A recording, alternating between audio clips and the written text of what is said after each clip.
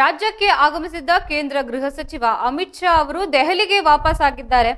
ಆದರೆ ಅವರು ಹೋಗುವಾಗ ಬೆಂಗಳೂರು ತುಮಕೂರು ಹೈವೇಯಲ್ಲಿ ಮಾತ್ರ ಜನ ಹೈರಾಣಾಗಿ ಹೋಗಿದ್ದಾರೆ.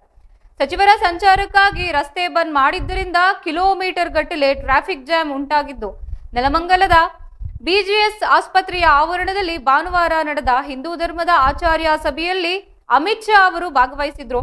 ಕಾರ್ಯಕ್ರಮ ಮುಗಿದ ನಂತರ ಅವರು ಬಿಗಿ ಪೊಲೀಸ್ ಬಂದೋಬಸ್ತ್ ನಡುವೆ HAL ವಿಮಾನ ನಿಲ್ದಾಣದತ್ತ ಪ್ರಯಾಣ ಬೆಳೆಸಿದ್ರು. ಅಲ್ಲಿಂದ ವಿಶೇಷ ವಿಮಾನದ ಮೂಲಕ ದೆಹಲಿಗೆ ಹಾರಿದ್ದು. ಅಮಿತ್ ಶಾ ಅವರ ಸಂಚಾರದ ಹಿನ್ನೆಲೆಯಲ್ಲಿ ಭದ್ರತಾ ದೃಷ್ಟಿಯಿಂದ ಬೆಂಗಳೂರಿನಿಂದ ತುಮಕೂರು ಹೆದ್ದಾರಿಯನ್ನ ಸುಮಾರು ಅರ್ಧ ಗಂಟೆಗಳ ಕಾಲ ಬಂದ್ ಮಾಡಲಾಗಿತ್ತು. ನೆಲಮಂಗಲದ ಸುತ್ತಮುತ್ತ ಸುಮಾರು 3 ರಿಂದ 4 ಕಿಲೋಮೀಟರ್ ವರೆಗೆ ವಾಹನಗಳು ಸಾಲುಗಟ್ಟಿ ನಿಂತಿದ್ವು.